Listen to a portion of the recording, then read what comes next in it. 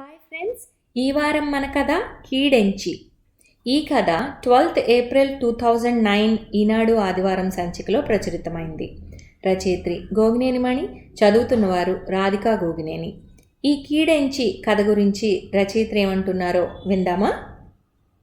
ఎవరిలోనైనా మంచిని విస్మరించి చెడును మాత్రమే చూడటం అనేది మంచి అలవాటు కాదనే ఆలోచనతో రాసిన కథ ఇది.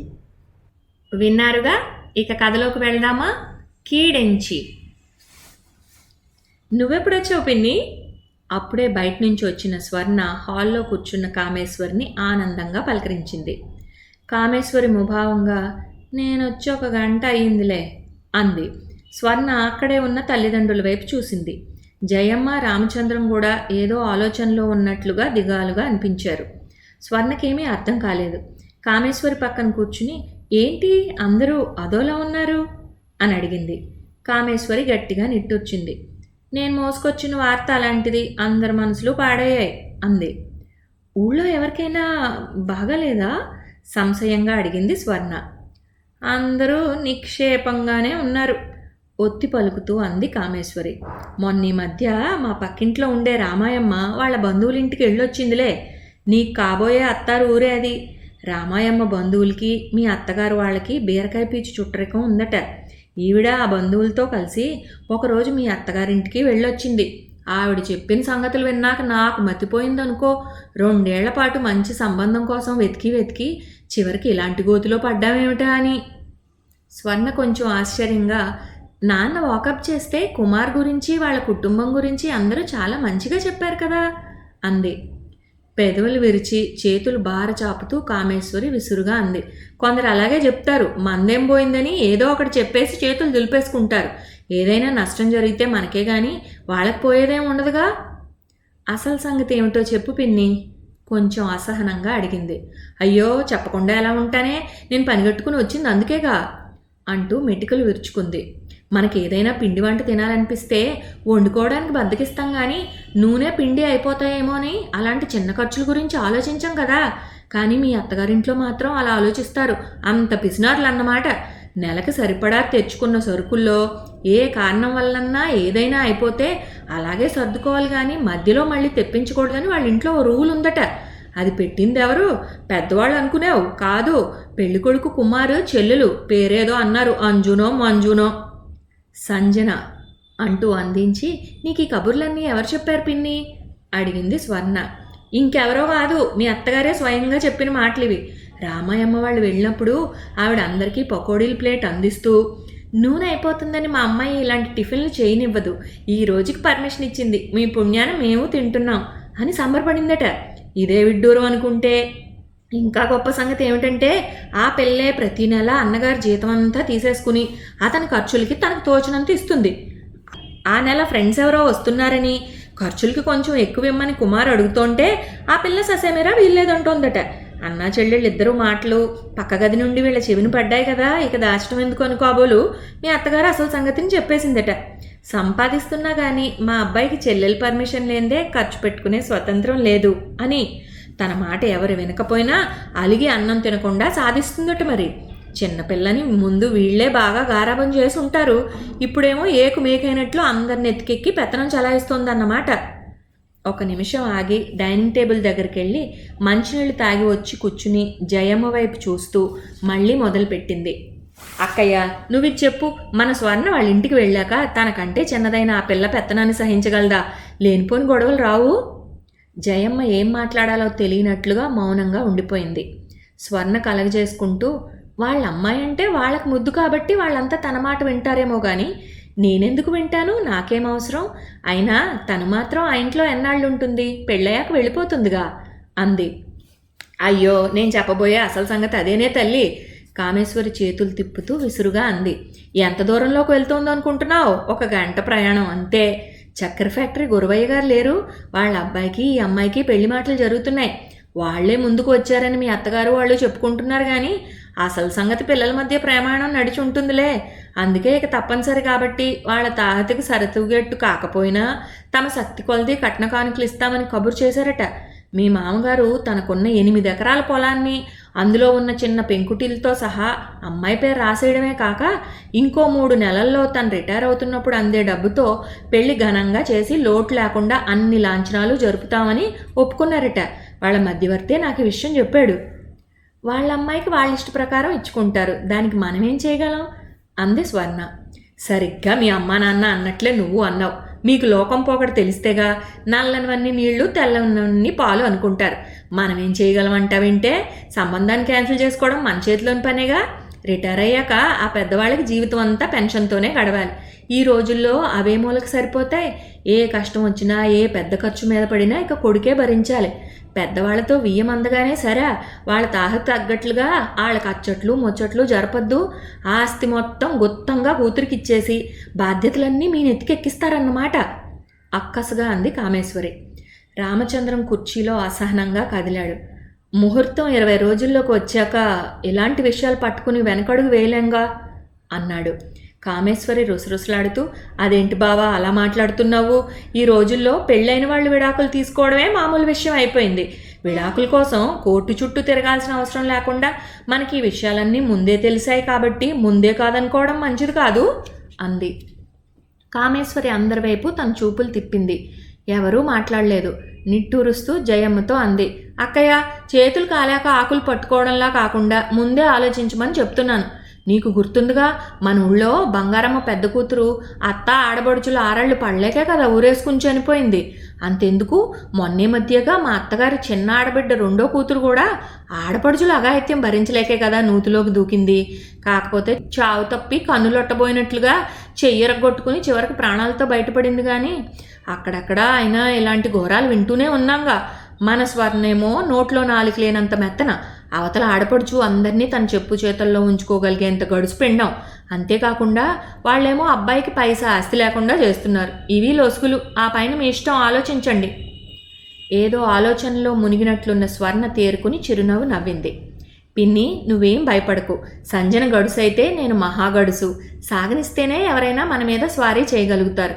వాళ్ళ ఆస్తి అంతా అమ్మాయికి ఇచ్చేస్తున్నారని మనం ఈ సంబంధాన్ని వదులుకోవడం కంటే వాళ్లే ఆ సంబంధాన్ని వదులుకునేట్లుగా చేస్తే సరిపోతుందిగా అంది కామేశ్వరితో.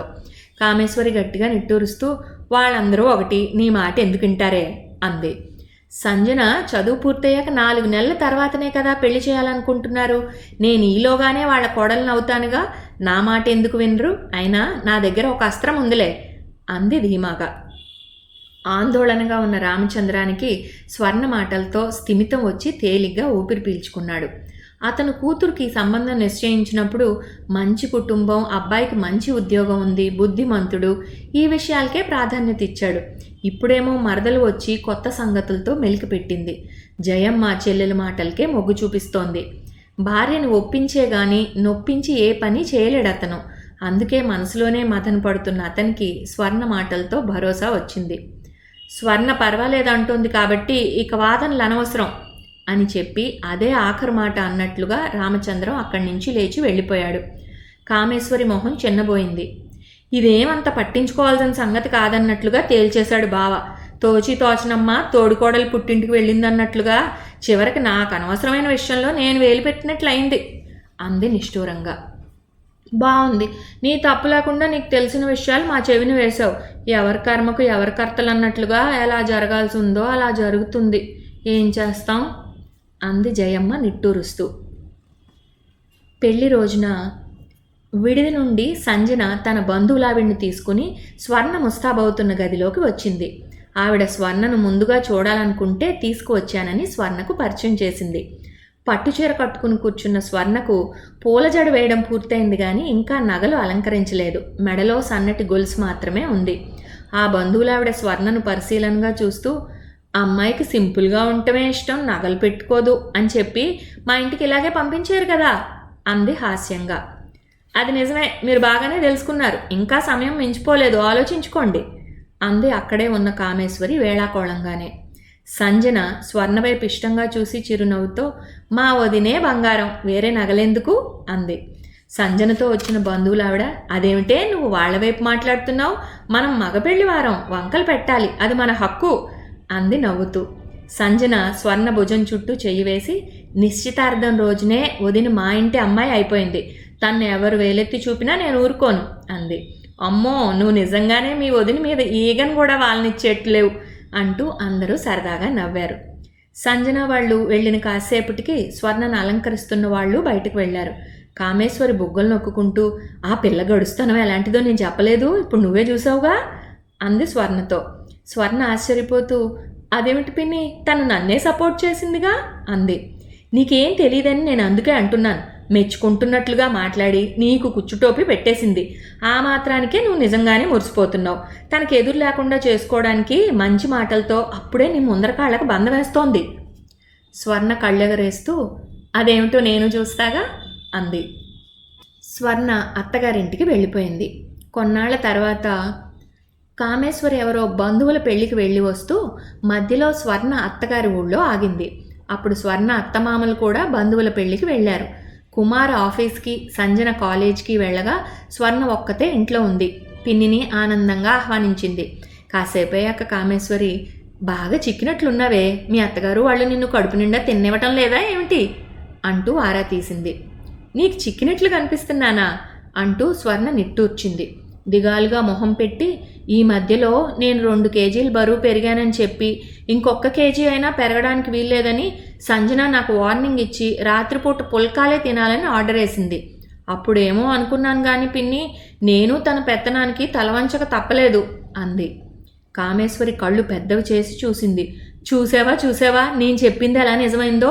ఎంచుతుంటే మంచమంతా కంతలే అన్నట్లుగా ఉంది సంబంధం అని నేను ఎంత మొత్తుకున్నా మీరెవ్వరూ నా మాటలను లక్ష్య పెట్టలేదు. ఇప్పుడేమో ఏదో సామెత చెప్పినట్లుగా ఇంత బతికి చివరికి కడుపు నిండా తినటానికి కూడా నోచుకోని పరిస్థితి దాపురించింది నీకు అంటూ కామేశ్వరి ముక్కు చీదేస్తుంటే స్వర్ణ ఫక్కుని నవ్వింది. నేను తమాషా చేసేలే పిన్ని అంటూ మళ్ళీ అల్లరిగా నవ్వింది. నీకు అసలు సంగతి చెప్పనా, మా అత్తగారికి మామగారికి కొలెస్ట్రాల్ పెరిగిందని నూనె వాడకం బాగా తగ్గించాలని డాక్టర్ గట్టిగా హెచ్చరించారట. అందుకనే నెలకని తెచ్చిన నూనెతోనే గడపాలని సంజన రూల్ పెట్టింది. ఖర్చు గురించి కాదు, వీళ్ళింట్లో రోజువారీ పండ్ల ఖర్చే 100 రూపాయల పైనే ఉంటుంది తెలుసా.